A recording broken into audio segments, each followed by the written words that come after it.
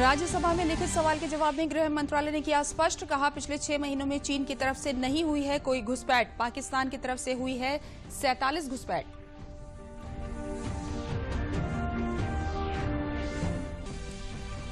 मुख्यमंत्री योगी आदित्यनाथ ने जुलाई, अगस्त, सितंबर माह की वृद्धावस्था, निराश्रित, दिव्यांग व विधवा पेंशन को ऑनलाइन भेजा लाभार्थियों के खाते में।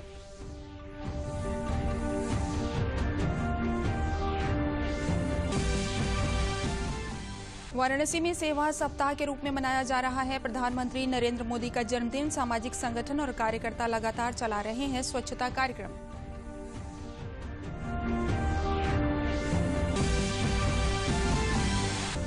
और कोरोना वायरस संक्रमण परीक्षण की क्षमता में देश में लगातार हो रही है बढ़ोतरी। केंद्रीय स्वास्थ्य मंत्रालय ने कहा, आरटी-पीसीआर रैपिड एंटीजन टेस्ट सारे प्रदेशों में बढ़े। नमस्कार, मैं हूं तरन्नुम रिजवी। अब समाचार विस्तार से। गृह मंत्रालय ने राज्यसभा में सांसद डॉक्टर अनिल अग्रवाल द्वारा पाकिस्तान और चीन की ओर से होने वाली घुसपैठ के मामले में लिखित प्रश्न के जवाब में स्पष्ट किया है कि पिछले 6 महीनों में चीन की ओर से कोई घुसपैठ नहीं हुई, जबकि पाकिस्तान की ओर से 2020 में 6 महीने में घुसपैठ की संख्या 47 रही। मंत्रालय ने स्पष्ट किया है कि उसने सीमाओं की चौकसी के बहुआयामी तरीकों को अपनाया है। राज्यसभा में आयुर्वेद शिक्षण अनुसंधान संस्थान विधेयक 2020 पारित हो गया। केंद्रीय स्वास्थ्य मंत्री डॉक्टर हर्षवर्धन ने कहा कि आत्मनिर्भर भारत के अंतर्गत सरकार द्वारा 4,000 करोड़ रुपए निर्धारित किए गए हैं। साथ ही विश्व स्वास्थ्य संगठन ने इस पहल की सराहना की। उन्होंने कहा कि इस बिल से देश में आयुर्वेद के क्षेत्र में गुणवत्तापूर्ण शिक्षा को बढ़ावा देने में मदद मिलेगी। Rupees 4,000 crores project under the Atmanirbhar Bharat for cultivation of medicinal plants and supplementing the income of farmers. It will also ensure the availability of raw material for the Ayush sector. And right now, Ayurveda and our Indian systems are appreciated and recognized by the World Health Organization also. संसद के monsoon सत्र का आज तीसरा दिन है। लोकसभा में आज किसानों के हितों से जुड़े 2 महत्वपूर्ण विधेयक पेश किए जाएंगे। लोकसभा में आज होने वाले अहम विधायी कामकाज के अंतर्गत किसान उत्पाद और वाणिज्य बिल 2020 और किसान मूल्य आश्वासन समझौता बिल 2020 पर चर्चा होगी। इसके साथ ही बैंकिंग रेगुलेशन बिल भी पारित कराने के लिए आज सूची में रखा गया है। मुख्यमंत्री योगी आदित्यनाथ ने आज वृद्धावस्था पेंशन, निराश्रित पेंशन, दिव्यांग पेंशन और विधवा पेंशन की द्वितीय किस्त को लाभार्थियों के खाते में ऑनलाइन हस्तांतरित किया। इस मौके पर उन्होंने कई जनपदों में पेंशन के लाभार्थियों से बात की। जुलाई, अगस्त, सितंबर माह की पेंशन को लाभार्थियों के खाते में भेजा गया है। मुख्यमंत्री ने कहा कि 86,95,000 लाभार्थियों के खाते में ये राशि पहुंचने से उन्हें बड़ा लाभ होगा। मुख्यमंत्री योगी आदित्यनाथ ने कहा कि हम सभी को प्रधानमंत्री का आभार व्यक्त करना चाहिए, जिनके कारण प्रत्येक लाभार्थियों के खाते में सीधे राशि पहुंच रही है। उन्होंने कहा कि ये राशि लाभार्थियों को उनके सामान्य भरण पोषण के लिए दी जाती है। ये केंद्र व राज्य सरकार की योजना का एक भाग और शासन की लोक कल्याणकारी योजनाओं का एक हिस्सा भी है। उन्होंने कहा कि ये कार्य निरंतर चल रहा है, जिससे कोरोना काल में किसी के भी सामने संकट न आए। उन्होंने कहा कि जिनके पास राशन कार्ड नहीं है, उनके लिए तत्काल राशन कार्ड बनाकर राशन वितरित किए जाने के निर्देश दिए गए हैं। उन्होंने कहा कि समाज में अगर सबसे कमजोर कड़ी मजबूत हो जाएगी तो पूरे समाज को आर्थिक स्वावलंबन की ओर अग्रसर होने से कोई भी रोक नहीं सकता। ये आत्मनिर्भर भारत का भी आधार बन सकता है।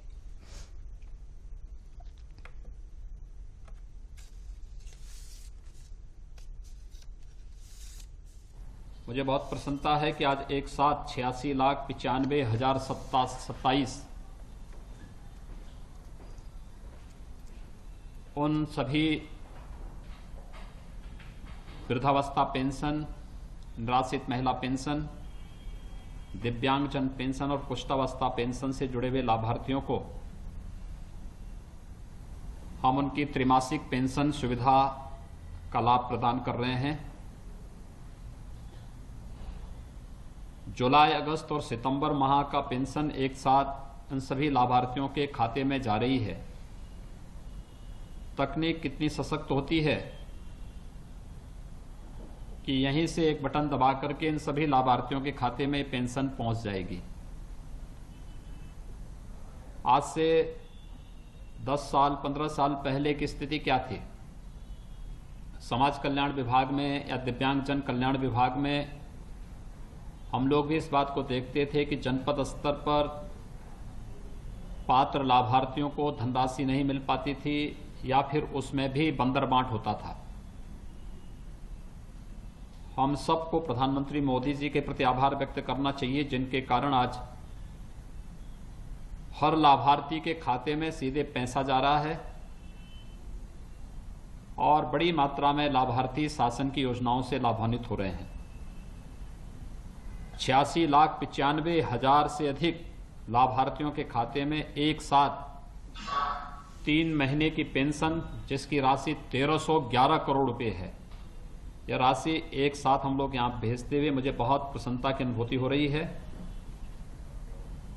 तकनीक का ही लाभ है कि कोरोना कालखंड के दौरान जब पूरे देश और पूरी दुनिया के अंदर पूरी तरह लॉकडाउन था, उस दौरान भी हम लोगों ने न केवल त्रैमासिक पेंशन योजना का 1311 करोड़ रुपए, अपितु प्रधानमंत्री गरीब कल्याण पैकेज में भी प्रत्येक लाभार्थी को 1-1 हजार रुपए की अतिरिक्त राशि उनके खाते में भिजवाने का कार्य किया था। ये राशि 2173 करोड़ 31 लाख थी और आज मुझे प्रसन्नता है कि अप्रैल मई जून के राशि और प्रधानमंत्री गरीब कल्याण पैकेज के 2173 करोड़ 31 लाख की राशि को भेजने के उपरांत अब हम जुलाई, अगस्त और सितंबर की त्रैमासिक पेंशन इन 4 कैटेगरी में वृद्धावस्था पेंशन, निराश्रित महिला पेंशन, दिव्यांगजन पेंशन और कुष्ठावस्था पेंशन की राशि को हम सभी लाभार्थियों के खाते में भेजने का कार्य कर रहे हैं। प्रधानमंत्री नरेंद्र मोदी के जन्मदिन के उपलक्ष्य में चलने वाले सेवा सप्ताह कार्यक्रम के अंतर्गत आज वाराणसी में तीसरे दिन स्वच्छता अभियान चलाया गया, जिसमें विभिन्न सामाजिक संगठनों, भाजपा के कार्यकर्ताओं और वरिष्ठ पदाधिकारियों के साथ ही राज्य मंत्रियों ने भी हिस्सा लिया। स्वच्छता अभियान के अंतर्गत दशाश्वमेध स्थित चित्तरंजन पार्क में राज्य मंत्री नीलकंठ तिवारी ने साफ सफाई की, वहीं पांडेपुर में राज्य मंत्री रविंद्र जायसवाल ने साफ सफाई की। काशी प्रांत के क्षेत्रीय अध्यक्ष महेश चंद्र श्रीवास्तव ने लंका गेट से स्वच्छता अभियान की शुरुआत की। इस स्वच्छता अभियान में लोगों ने बढ़ चढ़कर हिस्सा लिया।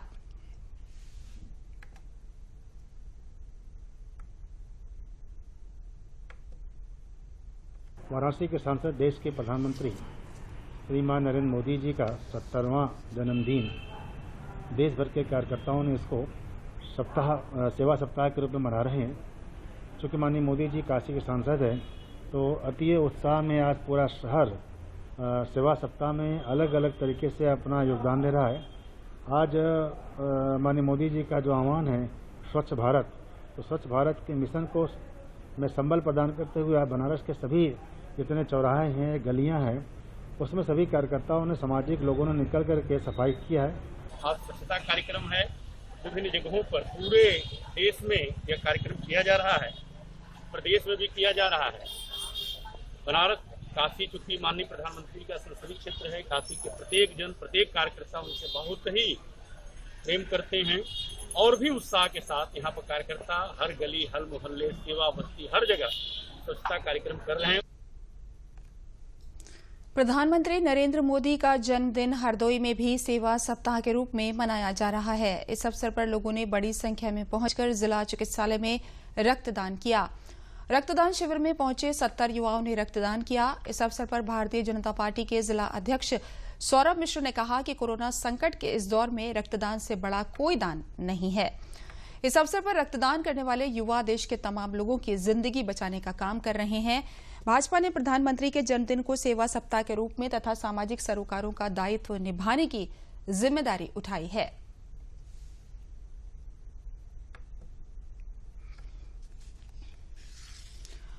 वाराणसी में रेलवे के डीजल इंजन कारखाने के भंडारण सेक्शन के ट्रांसफर ऑफ टेक्नोलॉजी सेक्शन में आज सुबह 6 बजे आग लग गई। डीएलडब्ल्यू में तैनात आरपीएफ और फायर ब्रिगेड के साथ राज्य सरकार की फायर ब्रिगेड के सहयोग से 8 बजे आग पर काबू पाया जा सका। अग्निकांड में कोई हताहत नहीं हुआ है। ऑफिस के कागजात, फर्नीचर और कई अन्य सामान जल गए हैं। 5 अधिकारियों की कमेटी बनाई गई है जो आग लगने के कारणों की जांच करेगी तथा कितना नुकसान हुआ है इसका आंकलन करेगी। भविष्य में सुरक्षा के क्या बंदोबस्त किए जाएं, इस पर भी अपनी रिपोर्ट देगी।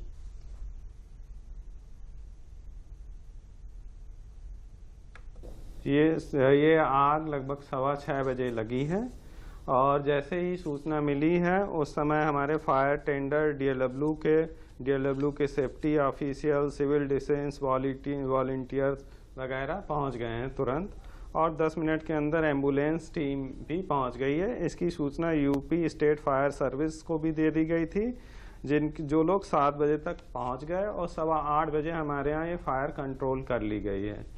और अब इसकी जांच के लिए एक कमेटी, 5 ऑफिसर्स की एक कमेटी गठित की गई है जो जांच करके बताएगी कि किस कारणों से आग लगी हुई है।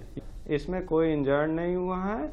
इसमें जो नुकसान हुआ है उसके लिए जो कमेटी है वो देख के बताएगी कि कितने का नुकसान हुआ है। ऐसा लगता है कि बहुत ज़्यादा नुकसान अभी नहीं हुआ है। कमेटी मेनली बताएगी कि कितने का नुकसान हुआ है। कोरोना वायरस संक्रमण परीक्षण क्षमता में लगातार बढ़ोतरी हो रही है। केंद्रीय स्वास्थ्य एवं परिवार कल्याण मंत्रालय ने बताया कि कोरोना संक्रमण का पता लगाने के लिए किए जाने वाले RT-PCR और रैपिड एंटीजन टेस्ट की क्षमता सभी राज्यों में काफी ज्यादा हो गई है। हर रोज औसतन 9.5 लाख से ज्यादा सैंपल का परीक्षण किया जा रहा है। के मुताबिक सैंपल टेस्टिंग में लगातार बढ़ रही क्षमता की वजह से जल्द ही टेस्टिंग के मामले में भारत अमेरिका को पीछे छोड़ देगा।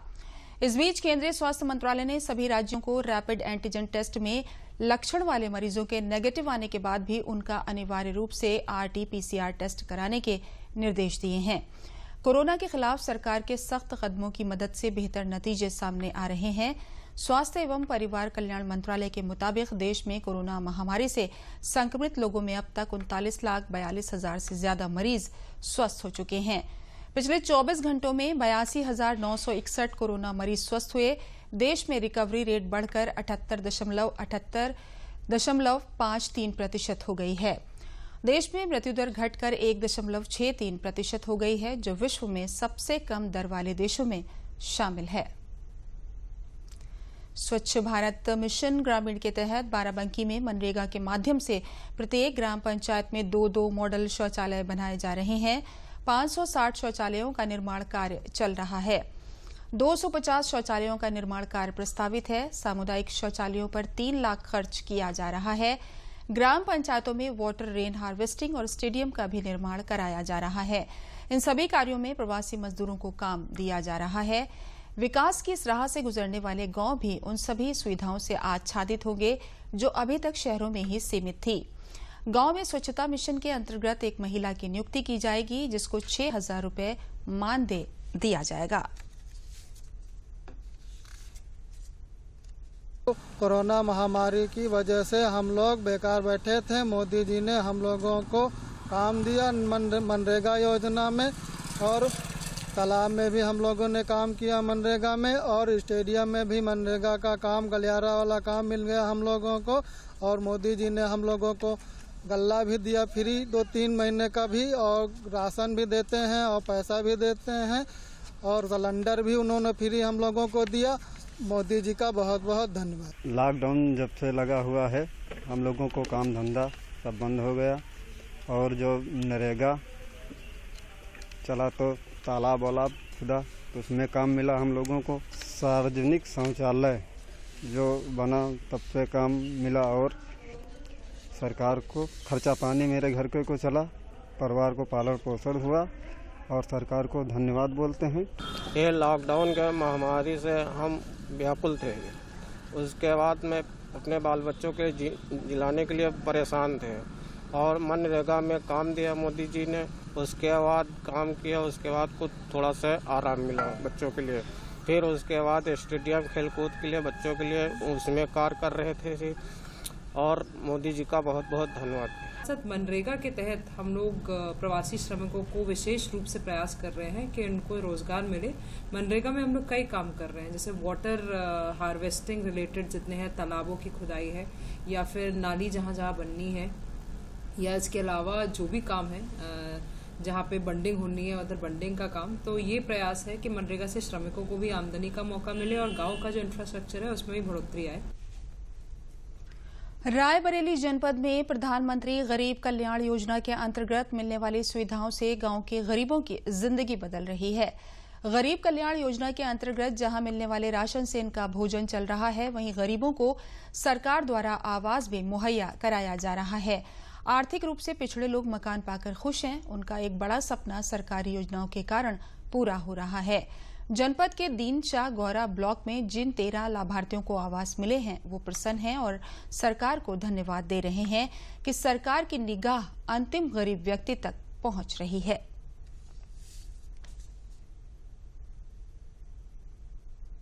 रहे वाले हैं रायबरेली और जितनी गरीबी रही है कि कहूँ बैठे को जगह नहीं रही, खाना बना दिक्कत रही इतना कि रात कुटी बैठी रहते रहना, लेकिन इतना हुआ मान नहीं रहा कि हमें पैसा हुआ कि हम बनावा ले। इतनी गरीबी रही है, लेकिन मोदी जी का यह रहा कि चलो आज पक्के घर में मौसा तो हुआ, हम तो यह नहीं जानते रहे कि आज हम बनवा न पाऊँ और न बनवा पाए, लेकिन मोदी जी का धन्यवाद जो आज पक्के घर में जो है बैठे जगह मिली है।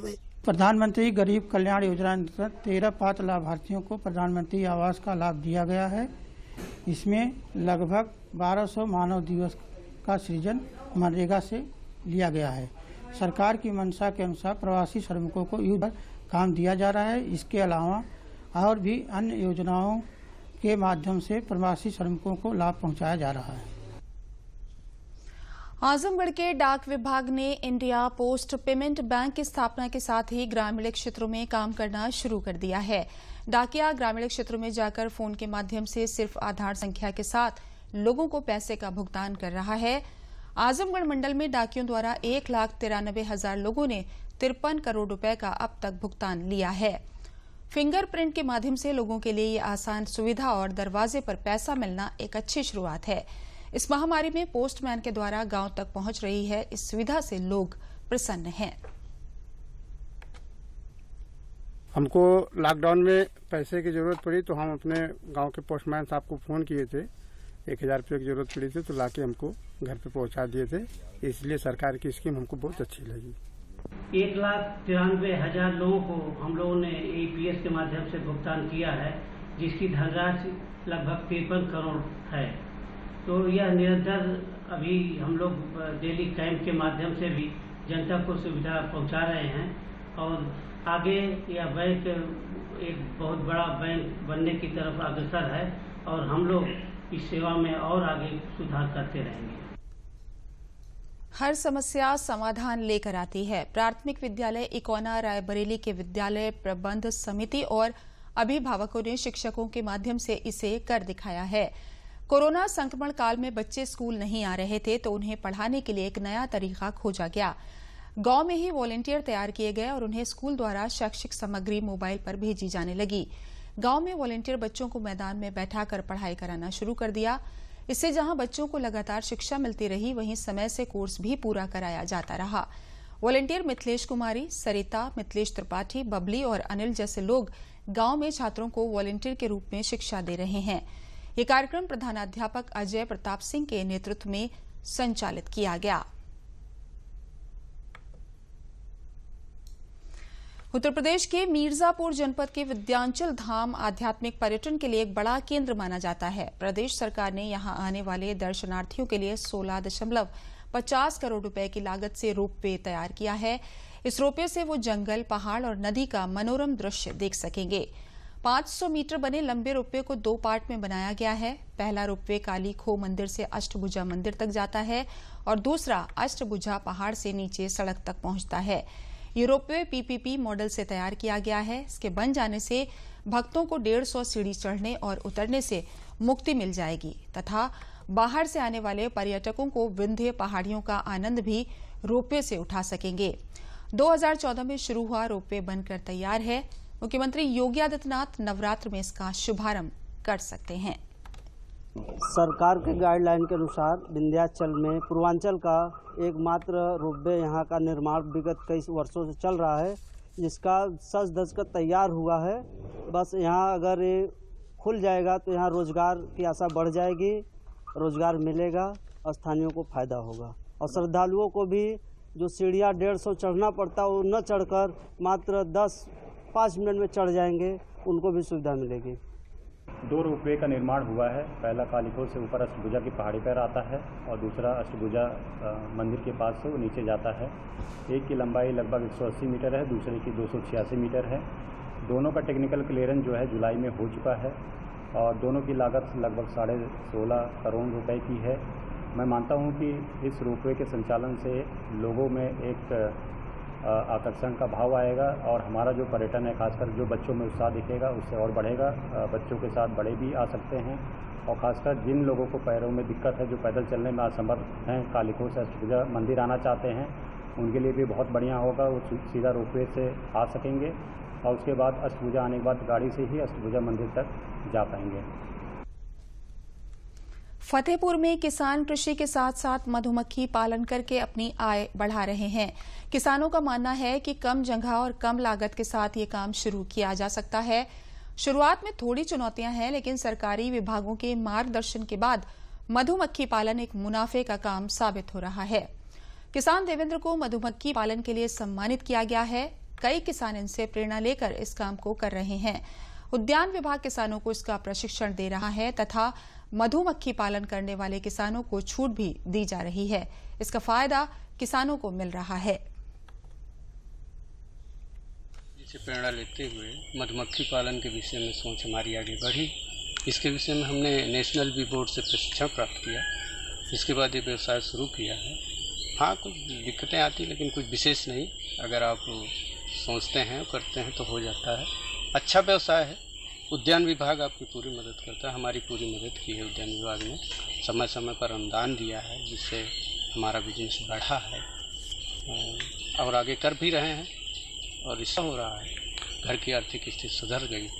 मतलब पहले हम किसानी करते थे, ये खेती करते थे, तो मतलब पता चला हमें कि नहीं मधुमक्खी का ये पालन भी होता है। उसके बाद पता लगाए, फिर लाए बॉक्स और थोड़े बॉक्सों से मधुमक्खी पालन शुरू किए। उसके बाद जब मतलब अच्छा बेनिफिट इसमें समझ में आया तो फिर बॉक्स बढ़ाए और इससे लगभग बेनिफिट जो है एक बॉक्स से लगभग 30 से 40 किलो निकल आता है शहद। और इसमें ये जो विधि सुपर चढ़ाने की विधि है, इससे और अच्छा बेनिफिट मिलता है। किसानों को मधुमक्खी पालन, किसानों को सरकार के द्वारा जो अनुदान दिया जा रहा है, उससे किसान अपनी आर्थिक मजबूत होंगे और अपनी आय दुगनी करेंगे। हम युवा किसानों को और नए किसानों को ज़रूर ये कहना चाहेंगे कि मधुमक्खी पालन की तरफ आएं और अपनी आय दुगनी करें। कोरोना संकट काल में आंगनबाड़ी केंद्र बंद होते हुए बच्चों, गर्भवती महिलाएं और 6 माह के नवजात के पोषण और आहार पर विशेष ध्यान रखा जा रहा है। घर घर क्यारी पोषण की थाली के तहत बच्चों को पौष्टिक आहार के रूप में प्रोटीन और कैल्शियम वाले खाद्य पदार्थ दिए जा रहे हैं। कानपुर देहात जिले में करीब 1788 आंगनबाड़ी केंद्र कार्यरत हैं, जिसमें करीब 2 लाख बच्चे, गर्भवती और कुपोषित महिलाएं शामिल हैं। जिले में गर्भवती महिलाओं और बच्चों में कुपोषण की समस्या दूर करने के लिए रोग प्रतिरोधक क्षमता बढ़ाने के लिए मौसमी सब्जियों व फल वाटिका में लगेगी। इम्यूनिटी बढ़ाकर कुपोषण को कम करना ही योजना का उद्देश्य है। ग्रामीण क्षेत्रों में महिलाओं और बच्चों को स्थानीय स्तर पर गुणवत्तापूर्ण सब्जी और फल अपने ही पोषण वाटिका से प्राप्त हो सके, इसके लिए प्रेरित करने और उसे धरातल पर उतारने का प्रयास किया जा रहा है। जो सरकार द्वारा हमें पुष्टाहार प्राप्त होता है, उससे हमें बहुत लाभ है। हम अपने बच्चों को दलिया, लड्डू आदि व्यंजन बनाकर खिलाते हैं, जिससे मेरा परिवार और बच्चे सब स्वस्थ रहते हैं। सरकार की इस योजना से हमें बहुत ही अधिक लाभ है, इससे हम बहुत प्रसन्न हैं। जो महीने में सरकारी पोषाहार मिलता है, उससे बड़ा लाभ है। मेरे बच्चे भी तो थोड़े दलिया भी बनाते हैं, खिलाते भी, लड्डू भी बनाते हैं, खिलाते हैं, उससे बहुत लाभ होता है। आंगनवाड़ी केंद्र से पुष्टाहार जो प्राप्त होता है, उससे मुझे बहुत लाभ है। उसमें दलिया बनाते हैं, मीठा नमकीन बनाते हैं, गुलगुले बनाते हैं लड्डू प्रीमियम से, और हमारे परिवार भी खाते हैं, हमारे बच्चे भी खाते हैं, उससे स्वस्थ रहते हैं। जो आंगनवाड़ी केंद्र में पंजीरी मिलती है, उन्हें बच्चे खाते हैं और अन्य चीज़ें उनसे बनती हैं, और पोषाहार, हरी सब्जी, ये सब चीज़ों से लाभ होता है। और हमारा परिवार, हमारा घर, सब लोग बच्चे खाते हैं और ठीक है सब।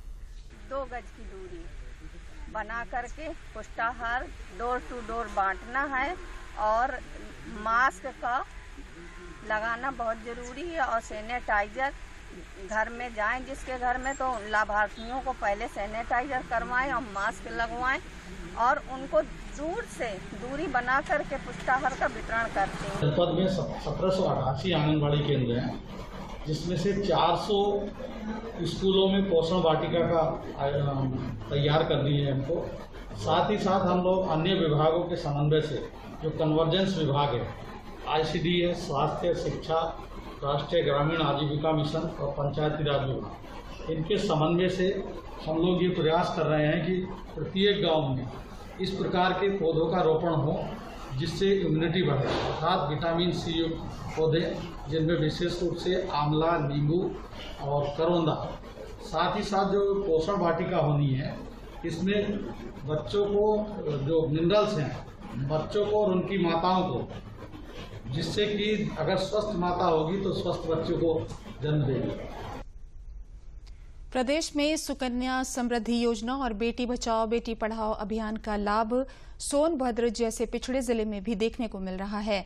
जिले के प्रत्येक डाकघर में लोग बेटियों के भावी जीवन को संवारने के लिए इनके नाम से खाता खुलवा तक की बच्चियों के खाते में 250 से लेकर अधिकतम 1.5 लाख रुपए तक जमा किया जा सकता है। 18 वर्ष पूरा होने पर आधा और 21 वर्ष की आयु पूरा होने पर समुचित लाभ सहित पैसा दिया जाएगा। इससे अभिभावक शिक्षा और शादी की चिंता से मुक्त हो जाएंगे। इस योजना में सबसे महत्वपूर्ण बिंदु जो दिखाई पड़ता है वो है कन्या भ्रूण हत्या पे रोक। इस योजना में सरकार ने जन्म से लेकर के उच्च शिक्षा तक की जो है बहुत ही अच्छी व्यवस्था मुझे दिखाई पड़ती है। इसलिए ये योजना सरकार की जो बहुत ही महत्वपूर्ण और बहुत ही अच्छी योजना नजर आ रही है। बच्चियों के जन्म से लेकर के पूरी शिक्षा की व्यवस्था की गई है। इस योजना से मेरे समझ से भ्रूण हत्या भी रुकेगी और काफ़ी अच्छा है ये योजना बच्चियों के लिए। सरकार की एक अच्छी पहल है। बेटी बचाओ बेटी पढ़ाओ योजना को और गति देने के लिए, बेटियों को समाज में प्रोत्साहित करने के लिए डाक विभाग द्वारा प्रचलित सुकन्या समृद्धि योजना बेटियों के भविष्य को संवारने की एक ऐसी योजना है जिससे उसके व्यक्तित्व विकास और समृद्धि में ये सरकार की महती योजना है जो बेटियों के प्रगति में सहायक साबित हो रही है। अंत में प्रमुख समाचार एक बार फिर। राज्यसभा में लिखित सवाल के जवाब में गृह मंत्रालय ने किया स्पष्ट, कहा पिछले 6 महीनों में चीन की तरफ से नहीं हुई है कोई घुसपैठ, पाकिस्तान की तरफ से हुई है 47 घुसपैठ।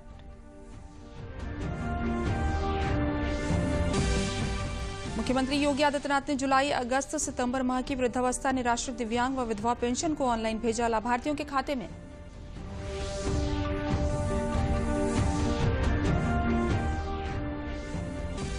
वाराणसी में सेवा सप्ताह के रूप में मनाया जा रहा है प्रधानमंत्री नरेंद्र मोदी का जन्मदिन। सामाजिक संगठन और कार्यकर्ता लगातार चला रहे हैं स्वच्छता कार्यक्रम।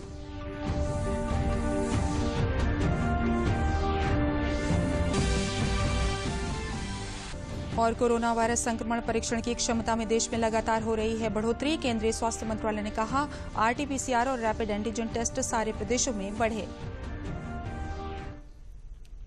इसी के साथ समाचार समाप्त हुए। नमस्कार।